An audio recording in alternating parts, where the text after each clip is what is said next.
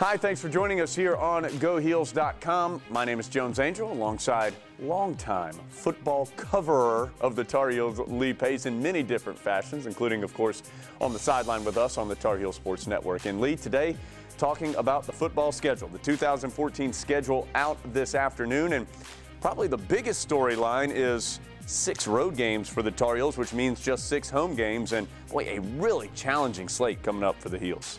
Well, Jones, I think it's one of the most interesting schedules the Tar Heels have had in some time. Number one, you've got Notre Dame as one of your 4 non-conference games.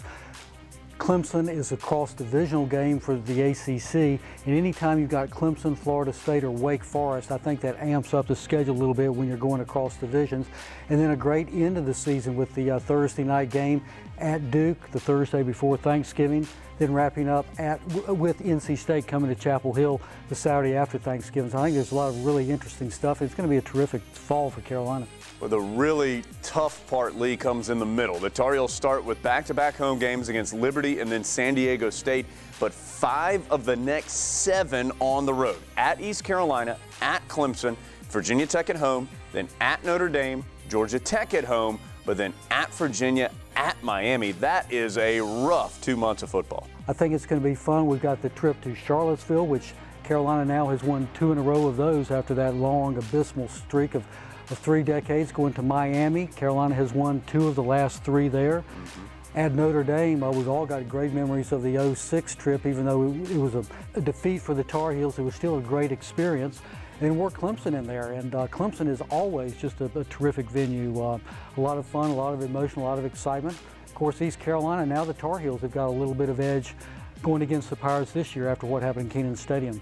And last thing, Lee, you mentioned it in your opening comments, but what a way to end the season as far as the triangle is concerned. Carolina at Duke on a Thursday night, first ever Thursday night game for the Blue Devils. The Tar Heels, of course, have played in plenty, but that will be the first time that they've been just right down the road. And then NC State in Chapel Hill on November 29th. Those will be 2 high-emotion games to end the year.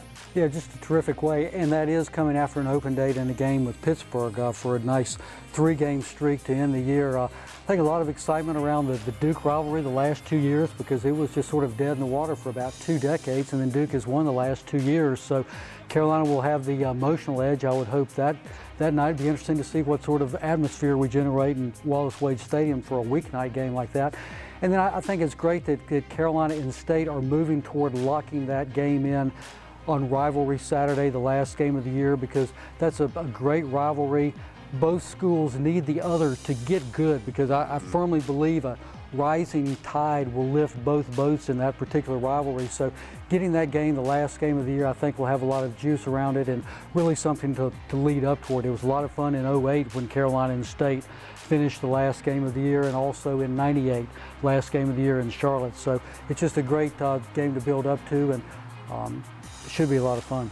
Boy, a tough schedule for the Tar Heels, but one that I know Carolina and Larry Fedora is looking forward to, and we hope to see you in Kenan Stadium for 6 Saturdays next year to follow Carolina football. Thanks for joining us on GoHeels.com.